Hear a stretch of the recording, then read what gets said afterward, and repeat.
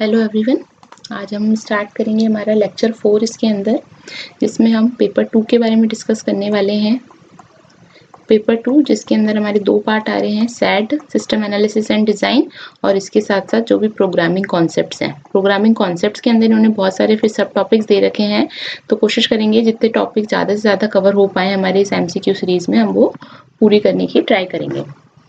आज जो सैड वाला पार्ट है उसके अंदर हम लेने वाले हैं रिस्क से रिलेटेड, जो रिस्क एनालिसिस होता है उससे रिलेटेड कुछ क्वेश्चंस लेने वाले हैं। जो कॉस्ट एस्टिमेशन मॉडल्स होते हैं उनसे रिलेटेड कुछ क्वेश्चंस यहाँ पे लेंगे, ठीक है। और थोड़े से हम टेस्टिंग के भी लेंगे, ठीक है। देखो सैट के मैं डेडिकेटेड टॉपिक इसलिए नहीं करा रही हूँ क्योंकि वो फिर कंफ्यूजिंग हो जाते हैं, हमको उस टाइम तो समझ में आ जाते हैं, लेकिन फिर जब हम अलग से जब मिक्स करके करना स्टार्ट करते हैं क्वेश्चंस को ट्राई इम्प्लीमेंट करना, तो वो नहीं हो पाता। इसलिए मैंने कुछ कुछ इसके सब टॉपिक्स एक साथ लिए हैं ताकि हम चीज़ों को रिलेट कर पाए। प्रोग्रामिंग कॉन्सेप्ट में आज हम पढ़ने वाले हैं हमारी कलेक्शन फ्रेमवर्क। जो जावा के अंदर हमारा कलेक्शन फ्रेमवर्क होता है वो हम पढ़ेंगे। उस मतलब पढ़ तो हम चुके ही हैं, यहाँ पे हम MCQ सॉल्व करेंगे उसके। कलेक्शन फ्रेमवर्क मैंने बहुत डिटेल में पढ़ाया था जब हमने जावा का लेक्चर किया था, उसकी प्लेलिस्ट में जाके आप लेक्चर 11 देख सकते हैं। अगर आपने कलेक्शन फ्रेमवर्क नहीं पढ़ा है तो मैं बहुत स्ट्रांगली रिकमेंड करूंगी कि आप लेक्चर 11 जाके देखिए, क्योंकि कलेक्शन फ्रेमवर्क एक ऐसा टॉपिक है जिससे क्वेश्चन जरूर आएंगे, ठीक है। तो प्लीज आप इसको जाके देखिए, लेक्चर 11 से आपको मिल जाएगा जावा की प्लेलिस्ट में हमारे। और पहले कलेक्शन फ्रेमवर्क पढ़िए और फिर इसके MCQs यहाँ पे आप ट्राई करने की यहाँ पे कोशिश कीजिए, ठीक है। तो स्टार्ट करते हैं फर्स्ट क्वेश्चन से। क्या है फर्स्ट क्वेश्चन हमारा? The process each manager follows during the life of a project is known as, यानी कि एक जो मैनेजर है वो एक प्रोसेस फॉलो करता है पूरे प्रोजेक्ट के लाइफ साइकिल के लिए। उस प्रोजेक्ट को हम क्या, उस प्रोसेस को हम क्या बोलते हैं? उस प्रोसेस को हम बोलते हैं project management life cycle. So option C is the correct answer. Next देखिए, 66.6% रिस्क इज कंसीडर्ड एज। देखो इसको आप कैसे समझ सकते हो? देखो जो प्रोबेबिलिटी होती है ना रिस्क की, वो जनरली कैसे होती है वो मैं आपको बता देती हूँ। अगर 10% से कम है तो उसको हम बोलते हैं वेरी लो, ठीक है। अगर आपका 10 से 25% के बीच में रिस्क है तो वो हो जाता है आपका लो। एक होता है आपका अगर 25 से 50% के बीच में है तो हम बोलेंगे मॉडरेट, ठीक है। देन अगर 50 से 75% के बीच में आपके रिस्क है तो इसको हम बोलेंगे हाई, और अगर ग्रेटर देन 75 है तो इसका मतलब हो गया वेरी हाई रिस्क, ठीक है।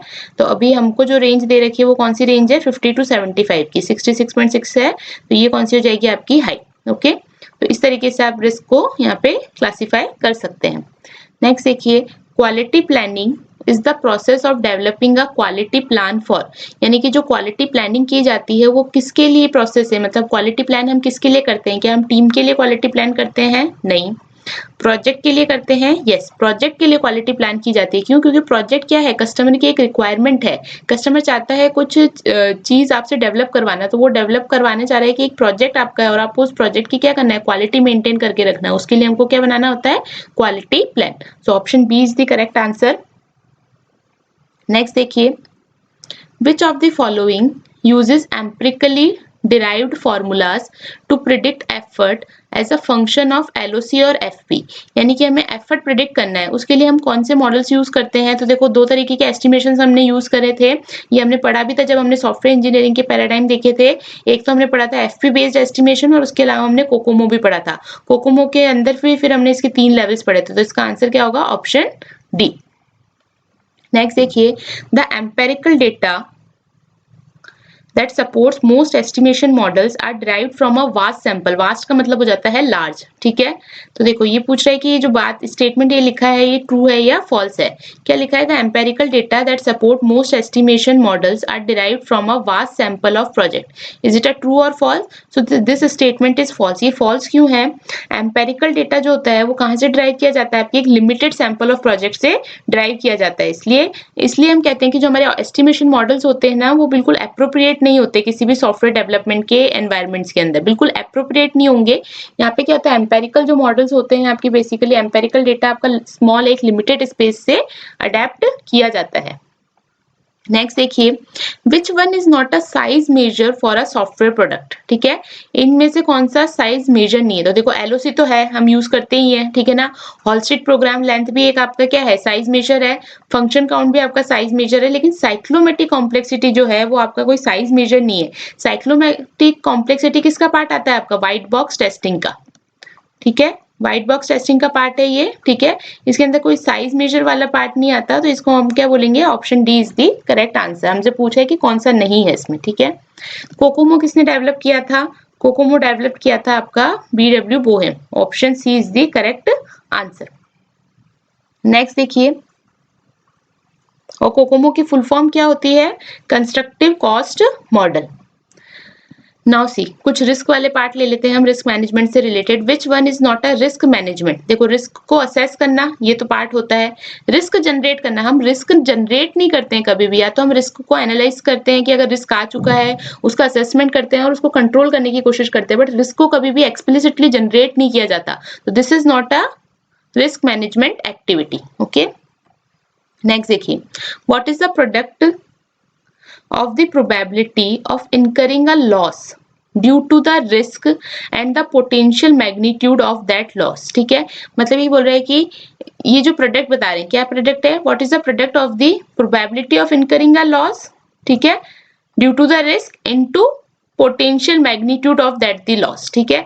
इन दोनों का जो प्रोडक्ट है वो क्या आता है, तो इन दोनों का अगर आप प्रोडक्ट करते हैं तो आपको मिलता है रिस्क एक्सपोजर, ठीक है। तो ऑप्शन ए हो जाएगा इसका आंसर। इन दोनों का जब आप प्रोडक्ट करेंगे तो आपको रिजल्ट में क्या मिलता है, रिस्क एक्सपोजर। नेक्स्ट देखिए, risk management is one of the most important job for a, देखो रिस्क मैनेजमेंट क्लाइंट की जॉब है क्या, नहीं, क्लाइंट को तो क्या चाहिए, बिल्कुल रिस्क फ्री प्रोडक्ट चाहिए। इन्वेस्टर की जॉब है, नहीं, इन्वेस्टर की रिस्पॉन्सिबिलिटी नहीं है, इन्वेस्टर तो बस उस प्रोडक्ट में या उस प्रोजेक्ट में इन्वेस्ट करता है। प्रोडक्शन टीम की यहाँ पे कॉस्ट प्रोडक्शन टीम की जॉब है क्या, तो देखो प्रोडक्शन टीम की जॉब भी आप नहीं बोल सकते, लेकिन देखो प्रोजेक्ट मैनेजर या आप सिस्टम एनालिस्ट की बात करें तो उनकी एक तरीके से प्राइमरी जॉब होती है कि वो रिस्क को मैनेजमेंट करके चलें, ताकि क्या हो, प्रोडक्ट आपका एक क्वालिटी प्रोडक्ट डिप्लॉय हो पाए। तो इसका आंसर क्या हो जाएगा, ऑप्शन डी। अब देखो द टेस्टिंग, अच्छा यहाँ पे ये टी है, the testing in which code is checked, देखो कौन सी ऐसी टेस्टिंग है जिसके अंदर कोड चेक होता है। कोड मीन्स जो आपका प्रोग्राम आपने लिखा है जिस भी प्रोग्रामिंग लैंग्वेज में, उस प्रोग्राम को आप चेक करते हो, यानी क्या करो, आप उसके इंटरनल फंक्शंस को देख रहे हो, यानी कि इंटरनल वर्किंग आप यहाँ पे चेक करना चाह रहे हो। तो ये किस टाइप की टेस्टिंग होती है आपकी, व्हाइट बॉक्स टेस्टिंग। जबकि ब्लैक बॉक्स टेस्टिंग में हम क्या देखते हैं, उसकी बिहेवियरल टेस्टिंग देखते हैं, यानी कि यहाँ से कोई इनपुट दिया तो मुझे एक्सपेक्टेड आउटपुट मिल रहा है या नहीं, अंदर काम कैसे हो रहा है, वो हमारा ब्लैक बॉक्स टेस्टिंग में नहीं होता है आपका कंसर्न। वो कंसर्न किसमें होता है आपका, व्हाइट बॉक्स टेस्टिंग में, ठीक है। Testing done without planning and documentation, यानी कि ना कोई प्लानिंग है ना कोई डॉक्यूमेंटेशन आपने करे हैं, बट आपने टेस्टिंग स्टार्ट कर दी है। तो ये जो इस तरीके की टेस्टिंग होती है ना, उसको क्या बोला जाता है, एडहॉक टेस्टिंग, ठीक है। इसको गोरिल्ला टेस्टिंग भी बोलते हैं। जबकि रिग्रेशन टेस्टिंग का मतलब क्या होता है कि अगर एग्जिस्टिंग सिस्टम में कुछ फंक्शनैलिटीज आपने नई ऐड करी है तो उसका इम्पैक्ट आपकी जो एग्जिस्टिंग फंक्शनैलिटी है उसमें नहीं आना चाहिए, यानी कि कोई भी अगर न्यू फीचर्स आपने ऐड किए हैं या कोई न्यू फंक्शनैलिटी आपकी आई है तो वो न्यू फंक्शनैलिटी का इम्पैक्ट आपकी एग्जिस्टिंग फंक्शनैलिटी पे नहीं पड़ना चाहिए, वो आपकी रिग्रेशन टेस्टिंग होती है। और यूनिट टेस्टिंग का मतलब क्या हो गया, जैसे आपके जो मॉड्यूल्स बन जाते हैं, ठीक है ना, एक सिंगल मॉड्यूल तो है, उसके अंदर जो पोर्शंस होते हैं उन पोर्शंस को आप यूनिट वाइज इंडिविजुअली टेस्ट करते हैं, तो वो क्या कहलाती है आपकी यूनिट टेस्टिंग। और फिर जब इन मॉड्यूल्स को इंटीग्रेट करके काम किया जाता है तो उसे हम क्या कहते हैं, इंटीग्रेशन टेस्टिंग, ठीक है। और जब सारे मॉड्यूल्स को कंबाइन करके एज अ सिस्टम इस पे टेस्टिंग की जाती है तो उसको क्या बोलते हैं हम, सिस्टम टेस्टिंग। तो यूनिट टेस्टिंग होती है, इंटीग्रेशन टेस्टिंग होती है, सिस्टम टेस्टिंग होती है, और इसके बाद आपकी क्या आ जाती है, यूजर एक्सेप्टेंस टेस्टिंग। ये लेवल्स होते हैं टेस्टिंग के। नेक्स्ट देखो, which one of the following is the non functional testing, black box testing. देखो ब्लैक बॉक्स टेस्टिंग का पार्ट है नॉन फंक्शनल टेस्टिंग, लेकिन नॉन फंक्शनल टेस्टिंग के अंदर क्या चीज होती है वो इसमें पूछा गया है। देखो ब्लैक बॉक्स टेस्टिंग में फंक्शनल टेस्टिंग भी होती है और नॉन फंक्शनल टेस्टिंग भी होती है, पर ये क्या कह रहा है कि इनमें से कौन सी नॉन फंक्शनल टेस्टिंग है, तो हमें जो बिल्कुल बेस्ट आंसर है वो ढूंढना है। देखो ब्लैक बॉक्स टेस्टिंग ठीक है, हम एक बार कंसिडर कर सकते हैं। नेक्स्ट क्या है, परफॉर्मेंस टेस्टिंग, तो देखो ये सही आंसर है। नॉन फंक्शनल टेस्टिंग होती है, नॉन फंक्शनल टेस्टिंग में हम क्या देखते हैं कि जो सिस्टम की यूजर की जो एक्सपेक्टेशन थी, देखो हमारे पास दो टेस्टिंग होती है, एक तो होती है हमारे पास फंक्शनल टेस्टिंग और एक होती है नॉन फंक्शनल टेस्टिंग हमारी ब्लैक बॉक्स के अंदर, ठीक है। जो हमारी फंक्शनल टेस्टिंग होती है उसके अंदर हम क्या चेक करते हैं कि जो यूजर की रिक्वायरमेंट्स है, वो कंप्लीट हो पा रही है या नहीं, यानी कि जो यूजर की रिक्वायरमेंट्स है वो मीट हो पा रही है या नहीं। जबकि नॉन फंक्शनल टेस्टिंग में देखते हैं कि जो यूजर की एक्सपेक्टेशंस है वो मीट हो पा रही है या नहीं प्रोजेक्ट के साथ। एक्सपेक्टेशन कैसे बोल सकते हैं, जैसे सपोज उसने कोई वेबसाइट बनाई, ठीक है, अगर उस वेबसाइट पे वो लॉग इन करता है या रजिस्टर करता है तो उसको 1 सेकंड में रिस्पॉन्स मिलना चाहिए, तो ये किस तरीके की उसकी एक्सपेक्टेशन हो गई, तो वो चेक की जाती है नॉन फंक्शनल टेस्टिंग में। तो इसके अंदर परफॉर्मेंस टेस्टिंग आ जाती है, आपकी सिक्योरिटी टेस्टिंग आ जाती है, स्ट्रेस टेस्टिंग आ जाती है, लोड टेस्टिंग आ जाती है। तो उस तरीके की जो टेस्टिंग होती है वो आपकी होती है नॉन फंक्शनल टेस्टिंग। नेक्स्ट देखिए बीटा टेस्टिंग। अब देखो दो तरीके की टेस्टिंग होती है, एक हमारी होती है अल्फा टेस्टिंग और एक होती है बीटा टेस्टिंग। जो अल्फा टेस्टिंग होती है, डिप्लॉय करने से पहले डेवलपर के एंड पे चेक की जाती है कि आपका जो प्रोडक्ट है वो it is ready to deploy और नॉट। और बीटा टेस्टिंग किसके साथ होती है, यूजर एंड पे होती है, जहाँ पे कुछ स्पेसिफिक यूजर्स को जो प्रोडक्ट का वर्जन है वो दिया जाता है ताकि वो उस पर टेस्ट करके देख सके कि उसमें कोई दिक्कत तो नहीं आ रही। तो इसमें क्या आंसर आ जाएगा, बीटा टेस्टिंग कहाँ पे डन होती है, टेक्नोलॉजी यूज होती है। नेक्स्ट देखिए अब unit testing is done by, तो ये है आपका क्वेश्चन 1, ठीक है। अभी मैंने आपको समझाया यूनिट टेस्टिंग का इस पे डन होती है, तो इसका आंसर आप मुझे कमेंट बॉक्स में बताएंगे। बिहेवियरल टेस्टिंग, देखो इसका आंसर भी आप ही मुझे बताएंगे। अभी मैंने बहुत थोड़ा डिटेल में समझाया था कि व्हाइट बॉक्स टेस्टिंग क्या होती है, ब्लैक बॉक्स क्या होती है, ग्रे बॉक्स चलो मैं आपको बता देती हूँ। Grey box is just a mixture of your white box testing and black box testing. हमें क्या बताना, देखो बिहेवियरल टेस्टिंग जो है वो इन्हीं तीनों टेस्टिंग में से एक टेस्टिंग का नाम है, तो आप ये पढ़िए वापस अगर नहीं पढ़ रखा है, ठीक है, या भूल गए हैं तो नोट्स में जाके देखिए और मुझे जरूर बताइएगा बिहेवियरल टेस्टिंग किसे बोलते हैं। ये आपका क्वेश्चन 2 है।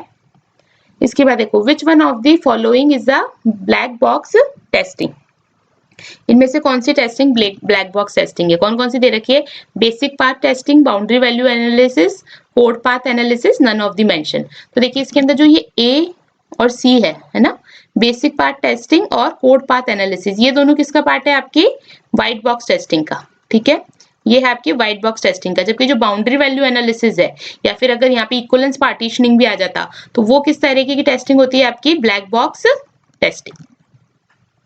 तो हमारा इसका आंसर क्या हो जाएगा, ऑप्शन बी।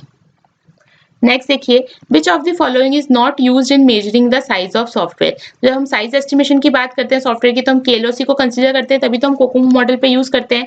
फंक्शन पॉइंट्स भी हम देखते हैं जिसके अंदर हम इसके 5 पैरामीटर्स देखते हैं, ठीक है ना, तो ये दोनों तो होते हैं मेजर करने के लिए साइज ऑफ द सॉफ्टवेयर। लेकिन देखो साइज ऑफ मॉडल कभी भी हमने कहीं इंक्लूड नहीं किया, आप चाहे तो नोट्स में जाके देख सकते हैं कि साइज ऑफ मॉडल जैसा कोई पैरामीटर हमने इंक्लूड नहीं किया जब हम मेजर कर रहे थे सॉफ्टवेयर का साइज। तो इसका आंसर क्या हो जाएगा, ऑप्शन सी, ठीक है। नेक्स्ट देखो software debugging is a set of activities that can be planned in advance and conducted systematically.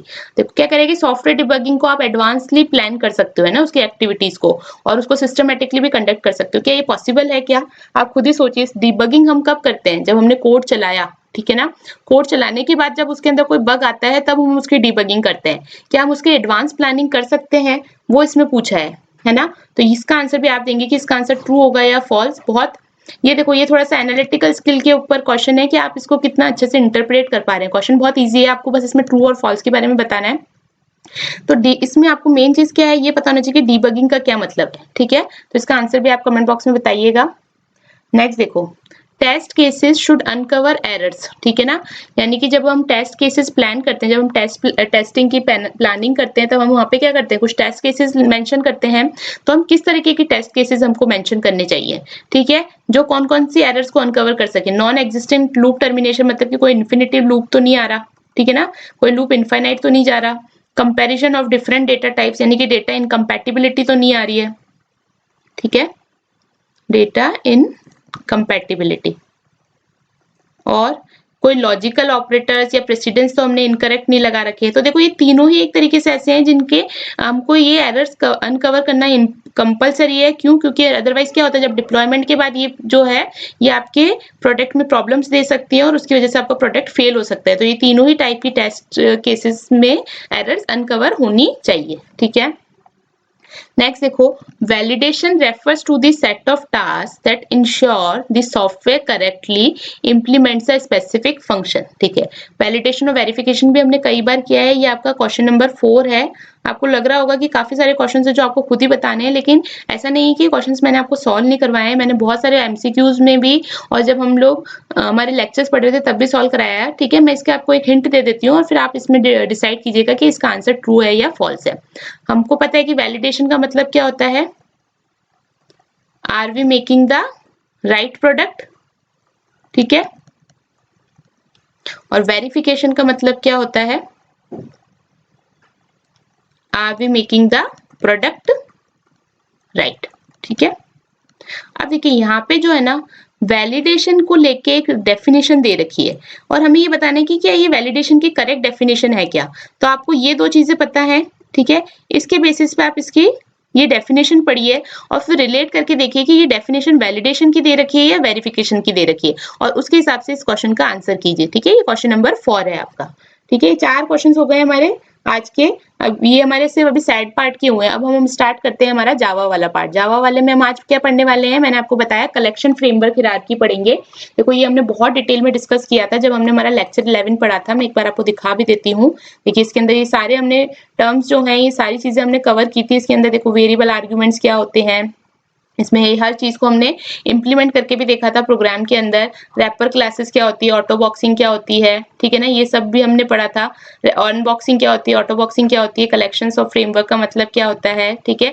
और इसमें भी सारी चीजें, लिस्ट हो गया, एरे हो गया, ठीक है ना, सेट हो गए, आपके मैप हो गई, सब हमने बहुत डिटेल में पढ़ा था। तो मैं यही रिकमेंड करूंगी कि अगर आपने ये लेक्चर नहीं देखा है, यानी कि अगर आपको आइडिया नहीं है कि कलेक्शन फ्रेमवर्क के मतलब क्या होता है, तो आप पहले प्लीज ये वाला लेक्चर पूरा देखिए अच्छे से और फिर आप हमारे इस एमसीक्यू वाले पार्ट को कवर कीजिए। तो इससे क्या होगा, आपको बहुत चीजें रिलेटेबल लगेंगी और आप खुद से भी आंसर दे पाएंगे, ठीक है। तो मैं थोड़ा सा एक बार जनरल इंट्रोडक्शन दे देती हूँ। देखो कलेक्शन फ्रेमवर्क में हमारे पास क्या होता है, कलेक्शन इंटरफेस होता है और एक मैप इंटरफेस होता है। देखो ये दोनों आपके कलेक्शन फ्रेमवर्क के पार्ट है, लेकिन ये दोनों आपस में एक दूसरे से अलग है, ठीक है। फिर कलेक्शन के अंदर क्या आ जाता है, लिस्ट, क्यू और सेट आ जाता है। लिस्ट के अंदर आपकी array list, link list, vector, stack आ जाते हैं।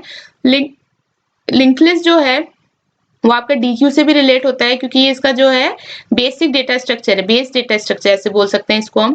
क्यू के अंदर आपकी प्रायोरिटी क्यू और एरे क्यू आ जाती है। अब देखो इसमें कलर डिफरेंस ऐसा क्यों कर रखा है, इसको आप समझिएगा। जो ये ग्रीन बॉक्सेस में दिखा रखे हैं ये तो है आपके इंटरफेस, और जो ये पीच कलर में दिखा रखी हैं ये आपकी हैं क्लासेस, ठीक है।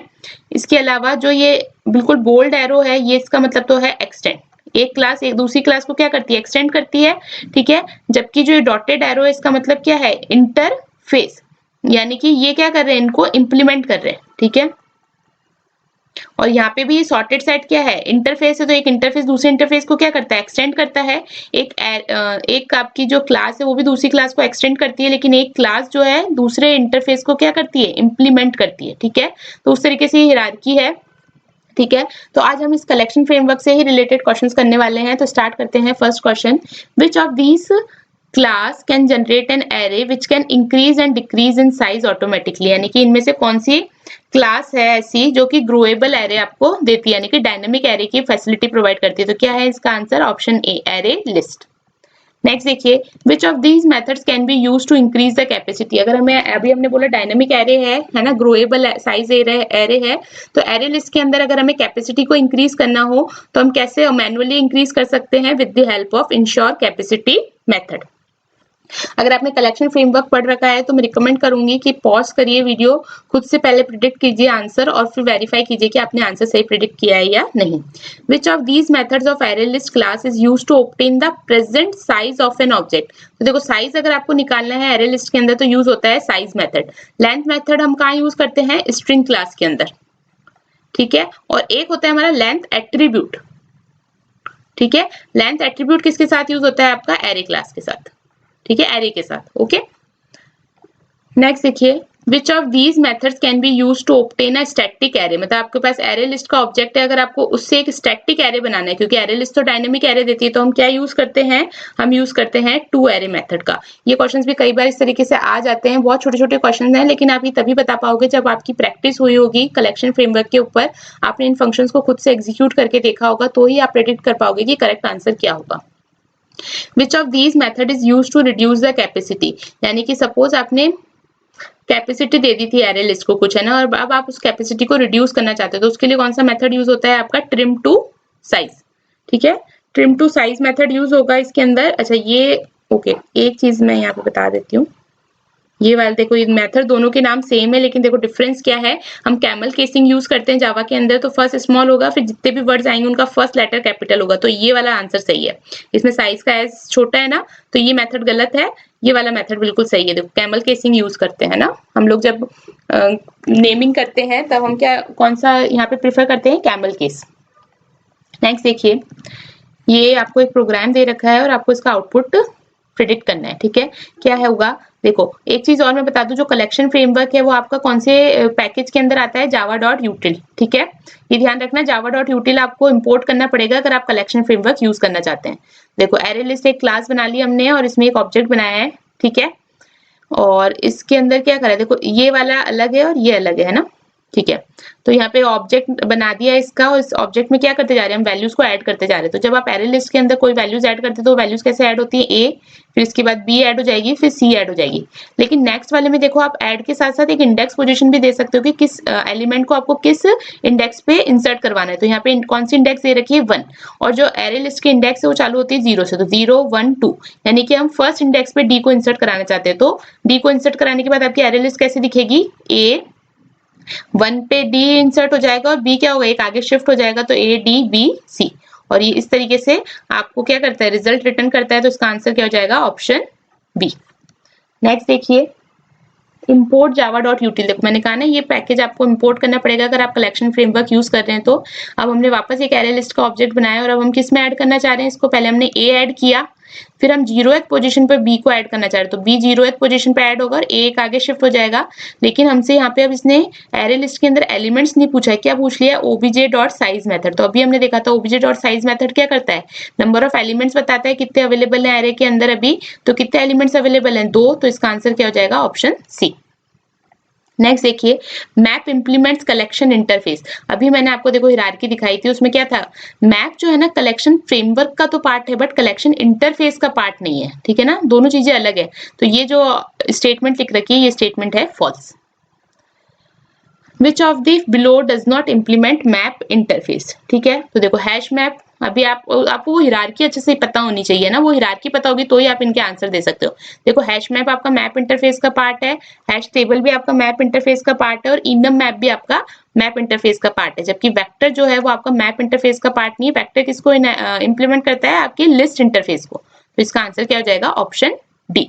एक चीज मैं और बता दूं, जो वेक्टर है, स्टैक है और हैश टेबल है ना, ये तीनों किस तरीके की क्लासेस हैं, लीगेसी क्लास। लीगेसी क्लास का मतलब क्या है कि ये 3 क्लासेस जो है आपके जावा 1.0 में आ गई थी, ठीक है। फिर जब जावा 1.2 में आपका कलेक्शन फ्रेमवर्क इंट्रोड्यूस हुआ तब इन क्लासेस को कलेक्शन फ्रेमवर्क के अंदर एडजस्ट कर लिया गया, ठीक है। तो इनको क्या कहा जाता है, इन 3 क्लासेस को क्या कहते हैं हम, लीगेसी क्लास। ये ध्यान रखना, ये भी कई बार क्वेश्चन पूछ लेते हैं। अब देखो, what happens if we put a key object in a hash map which exists। अब देखो हैश मैप में मैंने आपको बताया था कभी भी आप डुप्लीकेट की नहीं डाल सकते। हैश मैप में अगर आप डुप्लीकेट की नहीं डाल सकते और अगर आप एक ऐसा की ऑब्जेक्ट डालना चाह रहे हैं जो कि ऑलरेडी एग्जिस्ट कर रहा है, तो उससे क्या होगा, जो नया ऑब्जेक्ट आएगा वो पुराने ऑब्जेक्ट को रिप्लेस कर देगा। तो इसका आंसर क्या होगा, the new object replace the older object, ठीक है। हैश मैप क्या होता है, की वैल्यू पेयर की तरह होता है और इसके अंदर कभी भी आप डुप्लीकेट की नहीं डाल सकते हैं, ठीक है। वैल्यूज डुप्लीकेट हो सकती है बट की कभी भी डुप्लीकेट नहीं होती है। नेक्स्ट देखो, while finding the correct location for saving a key value pair, how many times the key is hashed। तो देखो इसका आंसर जो है ना 2 है। अब कैसे वो मैं बताती हूँ। यहाँ पे जो होता है जब भी की आती है तो वो 2 बार हैश्ड होती है। कैसे हैश्ड होती है, सबसे पहले तो हैश कोड के द्वारा, ठीक है ना। हैश कोड का जो मेथड है ऑब्जेक्ट का, ऑब्जेक्ट क्लास जो होती है हमारी, उसका जो हैश कोड मेथड है पहले उससे हैश की जाती है और उसके बाद इंटरनल हैशिंग मेथड जो होता है आपके हैश मैप क्लास का, जो इंटरनल हैशिंग मेथड होता है उसके थ्रू फिर इसको वापस से हैश किया जाता है। तो इसका आंसर क्या होगा, option B, 2 times. Hash map is an ordered collection, ये बात है फॉल्स। फॉल्स क्यों है, hash map is an ordered collection क्योंकि हैश मैप क्या होता है, की वैल्यू के अकॉर्डिंगली वैल्यूज को रखता है, ठीक है ना। इसके अंदर इंसर्शन ऑर्डर आपका मेंटेन नहीं होता, यानी कि सपोज आपने कोई वैल्यू सपोज ऐसे डाली, मैं बस एग्जांपल के तौर पे बता रही हूँ, 4 6 7 8, आपने वैल्यूज को ऐसे इंसर्ट किया, तो अगर जब आप आउटपुट में देखेंगे तो जरूरी नहीं कि इसी ऑर्डर में आपको आउटपुट मिले, ठीक है। तो ये ऑर्डर्ड कलेक्शन नहीं है, इसलिए इसका आंसर क्या होगा, फॉल्स। नेक्स्ट देखिए, how to sort elements of array list. अगर एरे लिस्ट के एलिमेंट्स को सॉर्ट करना है तो हम क्या यूज करते हैं, कलेक्शंस डॉट सॉर्ट मेथड और जो भी लिस्ट का ऑब्जेक्ट है वो यहाँ पे आ जाएगा। तो इसका आंसर क्या हो जाएगा? Option B. नेक्स्ट देखिए, when two threads access the same array list object, what is the outcome of the program? अब यहाँ पे मैं आपको एक चीज बता दूं, जो array list होती है ना वो सिंक्रोनाइज नहीं होती। सिंक्रोनाइज नहीं होती इसका मतलब मल्टीपल थ्रेड जो है एक साथ एक ही ऑब्जेक्ट को एक्सेस कर सकते हैं, लेकिन उससे क्या प्रॉब्लम हो जाएगी, जो डेटा एलिमेंट है वो हो सकता है कि एक ही टाइम पे बहुत सारे थ्रेड्स उसको चेंज करने की कोशिश कर रहे हो, तो ये चीज अलाउ नहीं होती। तो इसकी अगर इस तरीके की आपकी सिचुएशन बनती है कि दो थ्रेड जो है सेम ऑब्जेक्ट को एक्सेस करना चाह रहे हैं, तो उस केस में आपकी एक एक्सेप्शन आ जाती है और उस एक्सेप्शन को बोलते हैं कॉन्करेंट मॉडिफिकेशन एक्सेप्शन। ठीक है, ये बात ध्यान रखिएगा। नेक्स्ट देखो, what are the initial capacity and load factor of hash set. तो हैश सेट जो है उसकी कोई डिफॉल्ट एक कैपेसिटी होती है, जावा के अंदर दे रखी होती है, वो कैपेसिटी होती है 16 और उसका लोड फैक्टर होता है 0.75। लोड फैक्टर का मतलब क्या है कि अगर 0.75 का मतलब ये हो गया कि जब 75% आपका हैश सेट भर जाएगा तब इसकी जो कैपेसिटी है वो ऑटोमेटिकली इंक्रीज हो जाएगी। ठीक है, तो 0.75 तो इसका लोड फैक्टर होता है और 16 क्या होती है इसकी इनिशियल कैपेसिटी। नेक्स्ट देखिए, what is the relation between hash set and hash map. तो देखो, हैश सेट और हैश मैप में क्या रिलेशन है, जो आपका हैश सेट होता है ना, ये इंटरनली किसको इंप्लीमेंट करता है? हैश मैप को। Hash set internally implements hash map. So क्या आंसर आ जाएगा? Option A. नेक्स्ट देखिए, What happens if two threads simultaneously modify tree set? Again, tree set जो है वो भी क्या है आपका अनसिंक्रोनाइज्ड है। ठीक है ना, ये सिंक्रोनाइज्ड नहीं होता है, इसका मतलब इसमें भी मल्टीपल थ्रेड्स एक साथ एक्सेस कर पाएंगे किसी एक सिंगल ऑब्जेक्ट को। तो वापस से एरर आएगी। अब क्या एरर आएगी? वापस से सेम एक्सेप्शन क्या आएगा? Concurrent modification exception. So option A is the correct answer. Next देखिए, what is the unique features of linked hash set. देखो, लिंक्ड हैश सेट का क्या है, देखो वैसे हैश सेट जो है ना इंसर्शन ऑर्डर मेंटेन नहीं करता है, लेकिन लिंक्ड हैश सेट अगर आप यूज करोगे ना तो वो इंसर्शन ऑर्डर को मेंटेन करके चलता है। तो ये इसका एक यूनिक फीचर है कि it maintains the insertion order and guarantees the uniqueness. Okay, दोनों ही चीजों को ये गारंटी करता है। नेक्स्ट देखिए, which of these classes implement set interface. तो अगर आप सेट इंटरफेस की हायरार्की देखेंगे तो उसके अंदर आपको हैश सेट मिलेगा। ठीक है, लिंक लिस्ट, एरे लिस्ट जो है ये दोनों किसके इंटरफेस है? लिंक लिस्ट के ये लिस्ट के इंटरफेस को इंप्लीमेंट करते हैं, जबकि जो हैश सेट है वो सेट इंटरफेस को इंप्लीमेंट करता है। तो इसका आंसर क्या हो जाएगा? Option B. नेक्स्ट देखिए, which of these method is used to add an element to the start of a link list object. देखो, लिंक लिस्ट में क्या होता है, इस तरीके से आपके ब्लॉक्स बने होते हैं और एक एड्रेस के लिए आपका यहाँ पे ब्लॉक होता है जो दूसरे नोड को एक्सेस करता है। क्यों? क्योंकि यहाँ पे नॉन कॉन्टिग्यूअस मेमोरी होती है ना। तो यहाँ पे कह रहे हैं कि अगर आपको फर्स्ट पोजीशन पे एलिमेंट ऐड कराना है, तो यहाँ पे क्योंकि इंडेक्सेस तो कुछ है नहीं, तो आपको क्या करना पड़ेगा, यहाँ पे आपको एक मेथड यूज करना पड़ेगा। उस मेथड का नाम होता है आपका ऐड फर्स्ट। ये मेथड क्या करता है, जो भी आप ऑब्जेक्ट की वैल्यू को फर्स्ट पे ऐड करवाना चाहते हैं तो वो ऐड फर्स्ट मेथड उसे फर्स्ट पोजीशन पे ऐड करके दे देगा। ठीक है, क्योंकि यहाँ पे आपकी इंडेक्सेस नहीं होती, क्योंकि एक नॉन कॉन्टिग्यूअस मेमोरी लोकेशन है। Which of these method can be used to delete the last element? तो लास्ट एलिमेंट को डिलीट करने के लिए भी वापस वही चीज है, क्योंकि इंडेक्सिंग नहीं है तो इसलिए आपको रिमूव लास्ट मेथड यूज करना होगा। नेक्स्ट देखिए, which of this method is use to change an element. Change an element मतलब कि कोई एलिमेंट ऑलरेडी रखा है, उस एलिमेंट को आप चेंज कर रहे हो, उस एलिमेंट को आप शिफ्ट नहीं करना चाह रहे, आप उस एलिमेंट को बिल्कुल चेंज ही कर देना चाह रहे हो, तो उस केस में क्या आ जाएगा, आप यूज करोगे सेट मेथड का। अब देखो, ये इस क्वेश्चन का आंसर आपको देना है। ठीक है, बहुत इजी है, आप इसको करके देखिए। कुछ नहीं, एक लिंक लिस्ट का ऑब्जेक्ट बनाया है, उसमें वैल्यूज ऐड करते जा रहे हैं और लास्ट में डी को फर्स्ट पोजीशन पे ऐड किया है। तो ये आपका क्वेश्चन नंबर आई थिंक 5 है ना, ये 5th आ जाएगा। इसका आंसर आप बताएंगे कि क्या होगा।